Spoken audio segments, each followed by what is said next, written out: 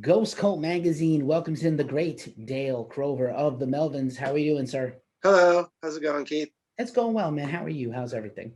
Doing okay. Just it's happy hour here, I guess. It is. It is. It's always happy. I think It's 5 o'clock always somewhere. yeah, right. Right. So Right on. Yeah, man.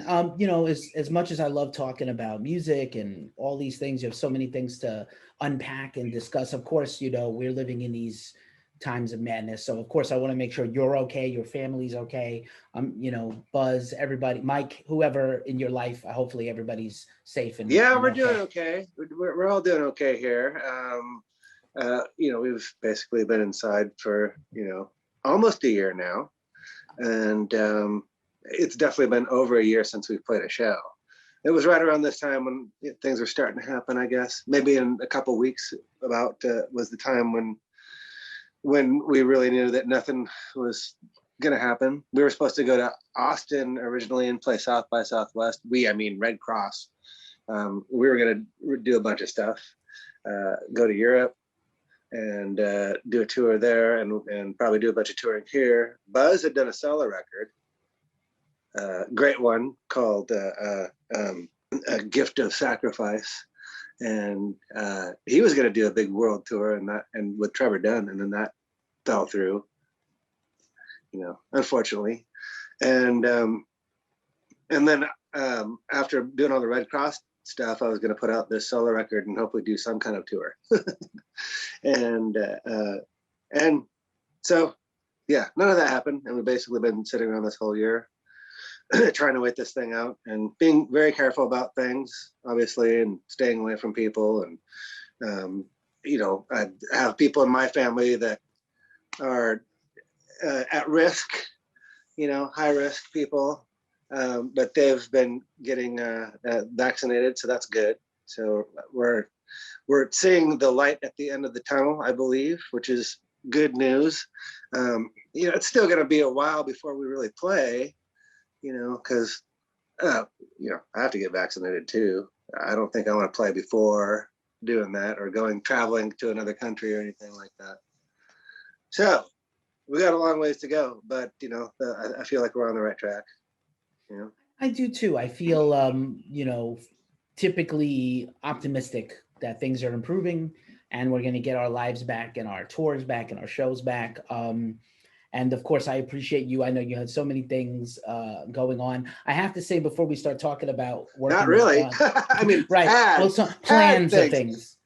Right. But yeah, I mean, I've been trying to be busy, but there's been a lot of sitting around reflecting. Right. And do you personally, have you felt not creative as a result of kind of being shut in, or do you feel extra creative as a result of the time? I guess I have more time to be creative. Sitting around the house, I play a lot of guitar, I guess, try to play a lot of acoustic guitar. I was just annoying my family a little bit ago there in the kitchen, trying to go in there and playing and free concert, well, no. But yeah, just on my own, I guess. Though we've done a little bit of getting together and being very careful about doing that. We've been doing this Melvins TV thing. I don't know if you've seen that, but we've done that, and trying to social distance, even doing that. So wearing masks while performing and trying to make it interesting has been a little tricky. But trying to survive doing something and trying to be creative, Indeed. Rather than, indeed. Indeed. Melvins TV, actually, I'm glad you brought it up. I thought it was amazing. At first, I'm sure I had a thought to myself before the New Year's Live Evil, the both impeccably titled specials. I definitely thought to myself, oh, Melvins, I wonder how that's going to work, because you guys, to me, in my mind, are such a great band live. And it's always the live, without that connection of people. And then, of course, we watch how brilliantly you put it together with these little interview segments, and the sort of for the New Year's one, when you guys got in the back of the truck and bought beer. Right. It seemed like a day in the life of Buzz and Dale, a little bit. Either 1983, 2021, 93, whatever. pick a day. Right. We drive around. We drive around in my truck looking for beer, 6-pack, special 6-packs. Right. No, I mean, well, the thing about that is, it's like, instead of, well, people were starting to do live streaming concerts, and we realized that, like, yeah, we could do that. We could only do one, and then we can't really do another one. That'll get us by, for a little tiny bit. So why don't we try to come up with something that's a little different? Try to make it look different than everybody else. Try to make it more interesting and personal, and at the same time not looking like it's in somebody's living room or practice room or whatever. And yeah, influenced by different things. Like I've mentioned this before, but this German TV show called Musikladen that had all the great, like, 70s bands. Like, there was the Black Sabbath with them playing Paranoid with the Orange Amps, which influenced every stoner rock band in the world. But they have the backgrounds and all those videos, and wanted to make it look like that, but times 100 on about 1,000 hits of acid. And, nice. And I agree. Goofy stuff too. I agree. Yeah, it was great, and I would pay money to just watch a live stream of you and Buzz and Steven and or Mike just tell stories. Actually, you're giving me money for this, right? For sure. Yeah. Okay, send me the privately the sure, PayPal link right after this. We'll tip the DJ. But yeah, man, I thought you guys did a wonderful job, and I got to give a special shout out to Steven, who was impeccably dressed both times. Oh yeah, and what a charming fella to begin with.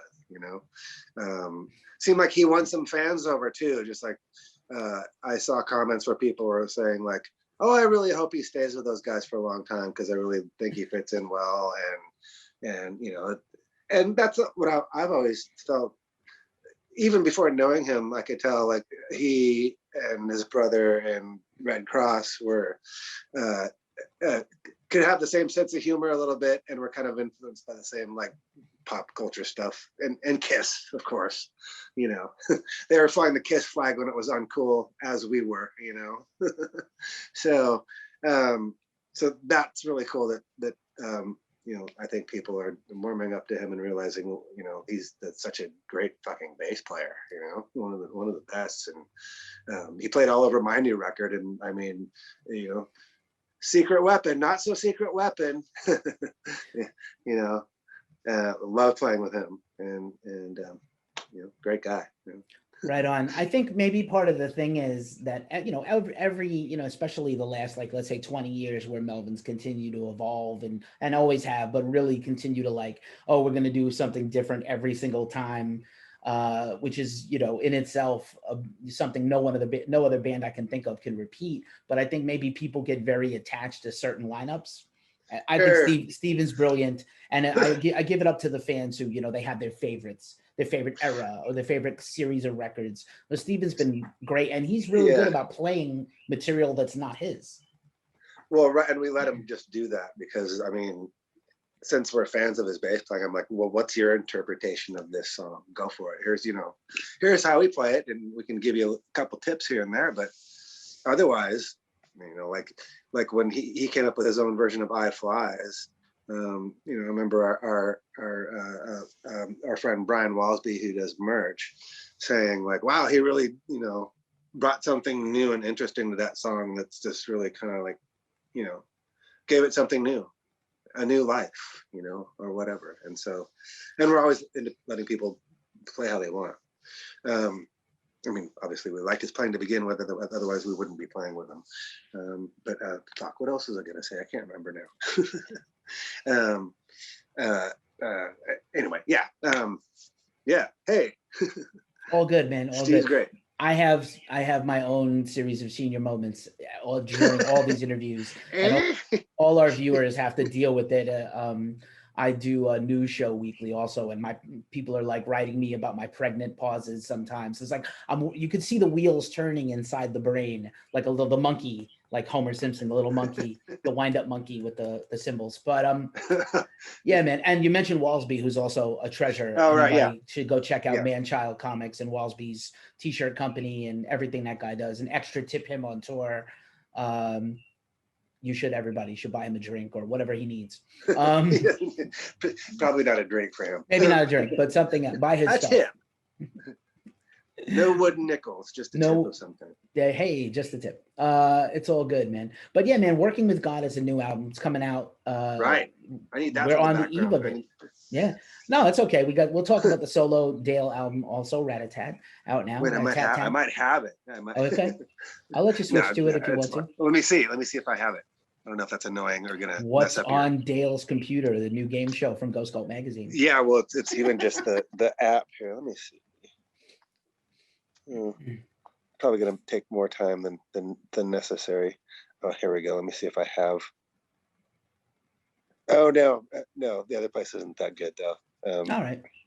This is good enough. No worries, man. No worries. Well, since I've fucked around this far, here we go. Hey. This is a famous rock and roll place, and if you guess it, I'll give you. Oh. Wait, did it come up here? Okay, I'll give you $25 to a restaurant of your choice. Really? If you can guess the background. Is it the Aragon Ballroom in Chicago? Nope. I'll give you one more guess. Is it the Roundhouse in London? No, it's okay. I'll give you a hint this time. It's a very famous. It's famous for it being a place where it was the last performance by a very famous artist. Oh, really? Oh gosh, I'm drawing a blank, and I don't want to be rock and roll history. A very famous rock and roll artist. Ooh. Did this artist die on stage? No. In fact, he died. There were more than one. There was 3 of them. Oh gosh, I don't know. This is really stumping me. I normally don't get stumped. I'll let you go for it. Let's have it. It's the Surf Ballroom in Clear Lake, Iowa, where Buddy Holly, Richie Valens, and the Big Bopper had their last performance. The day the music died. Yeah, right. I had to. Sorry, I don't know McLean why. fans. I'm not sure why. I think I was going to do some kind of a interview about is rock and roll dead? And so I'm like, oh, this would be a good background. Oh, hardly. Well, rock and roll is not dead. Just listen to Melvins 1983. And sure, there you go. God. Right. I feel like all the experience collectively of you, Buzz, and Mike coming back together brought us to this moment in history where we could have this insanely great, fucked up, awesome cover of "I Get Around" by the Beach Boys. Yeah. Thanks. That was some kind of inside joke that we had for a while. I remember singing it when the big business guys were playing with us too, and kind of making up these dumb lyrics, round, round, fuck around, I'll fuck around. Right, singing about the fuckheads fucking up and fucking off. Genius. There's a lot of. I was gonna say there's a lot of really random, great vocal stuff on this album, more than I think even more recent ones. Yeah, right. And we went years and years with not having a rated R record. Finally somebody fucked it up and decided to cuss. All over the place. Right. And very juvenile, which is kind of how the Melvins 1983 are. Forever 8th grade boy humor, really bad. Well, it works, man. It works. I love this record. True spirit of the band. Yeah, I think there's something when you guys get together with Mike that does, maybe it's your mindset goes back to when you started out or close to when you started out, obviously. And I mean, right. He's one of those guys where it's like, if you don't see him for a long time and you get back together, it's like nothing's changed. You kind of pick up right where you left off. And just I don't know if it's about being from where we are. You know, maybe we're a bunch of inbreds from, you know, just kind of understand each other from up there in Bigfoot country. Probably. Working with Sasquatch instead of working with God. Yeah, yeah. But Right. yeah, or the Mothman if you were on the other side of the country, maybe. Oh yeah, right. So many fun things about this album, so many great tracks. What do you get personally, you know, when you guys do the 1983 configuration, what do you get to do that you normally don't get to do any other time? Well, play bass on a Beside record play mostly. Beside play bass. Writing Besides wise, play bass? yeah, I mean, like, what do you get out? Oh, I don't know. I mean, just to begin with, it's funny that we're making a new record with that lineup and Mike. You know, it's unusual, and you know, I kind of think that if we didn't tell anybody that, you might not notice, really. You know, but I mean, other than that, I mean, you know, yeah, it's just a different vibe, you know. Yeah, I get to play bass and do something kind of different and contribute in a different way. But it's a cool version of the band, I think. You know, you know, the writing is different, I guess, maybe because it's geared more towards Dillard, you know, and some of it's almost poppy in a way, you know. But then still very noisy. Buzz likes to add a lot of noise on top of the stuff. It's funny that you said poppy, because I do notice like a tunefulness, and like I said again, that Beach Boys thing, his voice just randomly worked beautifully with very, you know, pleasing melodious things. Right, but even other things, I mean, like, you know, I mean, even like Brian the Horse-Faced Goon is catchy, you know. That's what we actually co-wrote together. You know, I came up with the music and then he wrote the lyrics. I mean, we knew it was going to be called Brian the Horse-Faced Goon, you know. And again, another very inside joke. Is Brian based on a real horse-faced goon that you know? Sure. He sure is. And Bouncing Rick, I'm sure, is a person as well. I'm pretty sure. I don't know him. I don't know either of them really, but you know, but believe it or not, true characters. Nice. I doubt this would be interesting to Buzz, and I'll have to ask him about this next time I talk to him. But I feel like someday there's going to be a comic book or a graphic novel or some kind of compendium of, here's a list of people we read into and wrote songs about. I wouldn't want him to explain them, but I would want to know, like, that guy in New York that one time in that alley. Yeah, well, I think most characters are pretty fictional, you know, based on certain people or things or experiences. But you know, you know, there's always people in songs, but you know, I never go, oh, I know who that is. You know, it's always it's always more of a fictional character that I could picture in my head. You know. You know what I mean? Like Boris or something like that, you know? Nice. Yeah, of course. And I have a Boris related question later that I'll save for the end. Because I'm still so pumped on this record. I really love the 1983 lineup. I'm glad that you guys got back with Mike. Hopefully we'll get through this mess in the world soon, and maybe you guys can bring that out on tour. I don't know what plans, if you just scrap them all and we're starting from scratch with touring, or maybe we can tour this album. Even with Mike, I mean, he still lives in Montesano, Washington, not too far from where he grew up. Is married to his longtime girlfriend that I believe had from high school. Is a union machinist, and we only really get him when he has some vacation time that's not saved up for his family. You know, we haven't been able to convince him to, like, you know, just ditch them. We've tried, believe me, but like, come on, you know. But no, he's too loyal, you know. I respect that. You know, I have to say, I'd love to play this stuff live though. You know, we have played live before. It's been a long time. Like the last time we did get to do it, we took him to England and got to play at the All Tomorrow's Parties Festival, and then also play a gig in London and show him, you know, take him out of the country. So, you know, that was pretty cool. Would love to be able to do that again. We'll see what happens, you know.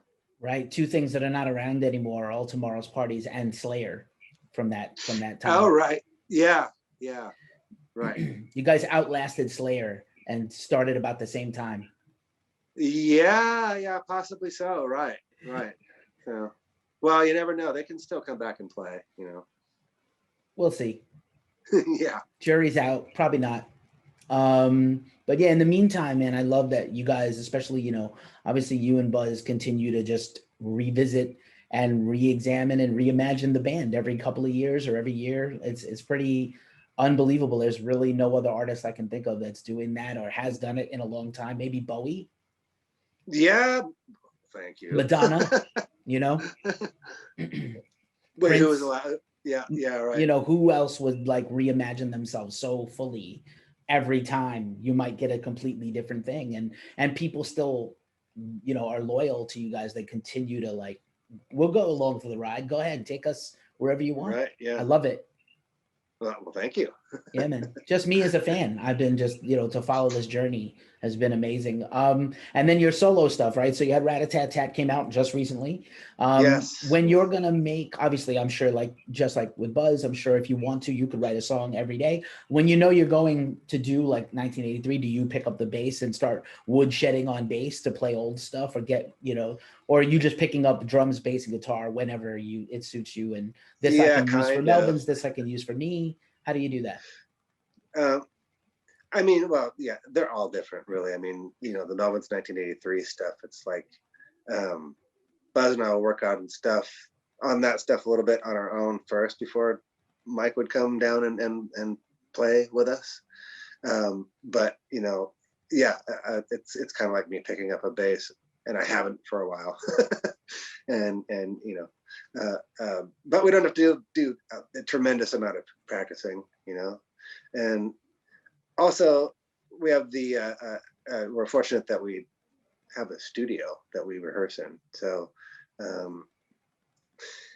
different nowadays than it used to be, where we would have to rehearse really hard for records and then be prepared to go in the studio because time is money, to where now it's like, well, no, we're already here. So, you know, you can easily just work on stuff, and once you got it down, record it right then and there.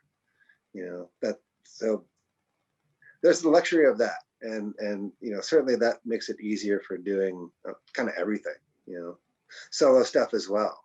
You know, I mean, I don't know, it would be a lot harder for me to write a bunch of songs and get prepared to go and do that, you know. And I can take my time and work on it, you know, when I want to.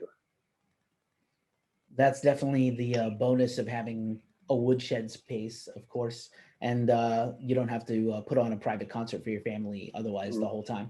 Yeah, right. But I mean, at the same time, we get stuff done relatively quickly. You know, we came out of doing things, you know, records in 4 days, you know, Gluey Porch Treatments, 18 songs, tracked and mixed in 4 days, you know, or our second record as well, you know. I think Bullhead we might have spent like 6 days. I don't know. So we're used to doing stuff pretty quickly. So once we get going on something, you know, it gets done relatively quickly. Nice. You know? But we definitely have more time to like do things, you know, experiment, right. and also relax and just not worry about things. Are you guys a band that does a lot of pre-pro, or, you know, like? No, I mean, just go in and go. No, we're already there. You know, we don't need to. You know? Nice. No reason to. No reason to do demos. Just you know, build on from what you got. You know? Nice work. Nice work. You mentioned Bullhead again. I was going to say, I think May is the 30th anniversary of Bullhead, which is insane. And again, we're Really? talking about, May the 3rd is the 30th Huh. anniversary of Bullhead. And I don't, and again, it doesn't strike me that you guys are super nostalgic. I know there's some vinyl No, I reissues. had no idea. Some vinyl reissues are coming out, I think, tomorrow. Also, Bluey Porch Treatments and Right. the And, Hostile Ambient Takeover right. album. Yeah. But a Bullhead 30 for Bullhead was a big one for me. At that time, that was kind of the before the Seattle thing became a big thing that kind of occluded some of the bands doing the important work. And not to knock any of the other bands that I love also, but I just think back at that time when it was people weren't wearing as I wear my flannel shirt unironically because it's chilly here sometimes in the morning. Yeah, right. And at night. And so, but yeah, just saying, 30 years. I also had a whoa as I was getting ready to do this interview, and it still holds up, man. Boris and all the tracks are killer, but it still holds up. Damn, well, I'm so unaware that I should have thought ahead. And, we could do something special for that. Another time, perhaps, or Oh, it's possible. Yes, things are good. No, I just mean as far as us, I don't know. Well, I don't know what we have in the can as far as a reissue of that, but it certainly could use one. We'll see what happens. Maybe the subject of another live stream, or maybe a Melvins 1983 live stream after you've gotten some space. Yes, that could, yes, and we could get all nostalgic. Nice. I don't want to be too greedy and divulge my plans. I think I told Buzz when I talked to him last about maybe we need like a Melvins Fest, and he was like, "Nah, I'd rather go see other bands play. I don't want to do too much work to curate something." Right. Yeah. Well, I mean, us being able to do that ATP thing, was kind of as close as a Melvins Fest as you can get. I don't know if we could top that either. That one was really cool. We even got the Butthole Surfers to play. Pretty cool. Maybe Roadburn would be a thing where maybe in the future, I know they're doing a virtual festival this year, and that's something you guys have done before. Well, cool. Walter Roadburn. We did it once, and then I kind of, I don't think they ever asked us to play again, which I was kind of surprised. I wouldn't rule it out. You never know. Yeah, I mean, love we that did festival. It with Shrine Builder, so but yeah, I guess I wouldn't rule it out either. I would love to see also, I don't know if Shrine Builder would take the right things for that to come back, but I think there was a reissue that was coming out or came out of the Shrine Builder record, right? A vinyl version. Right, they redid some vinyl, yeah. Nice. Yeah. And we forget about the many gifts and talents of Dale Crover. That's right. I bring you many things. Awesome, man. Well, again, I hope you continue to be safe, and I hope we get everything back soon. I know this has to be probably the longest period of time in your life where you've been off the road or not without at least some kind of series of shows. Yeah, for sure. Nothing we can do about that, really. I certainly hope that we can all get through this, and hopefully there'll be a place for us to play when this is all done too. Everybody's going through the same stuff. Indeed. And on that somber and not jovial note, because I don't know how to end these things properly, Dale, thank you so much for hanging out with us. Hey, thanks, man. Right on. No, you rule. No. Congratulations on the new album, and we'll do this again sometime, I'm sure. Yeah, we are fortunate that we're able to still do this, and people care, and give people some music during these dark times, and hopefully some happiness and joy. That's it. Melvins, fun music for bad times. Totally. Right on. Cheers. Take care, man. Thanks. All right. Good night. Bye. Bye-bye.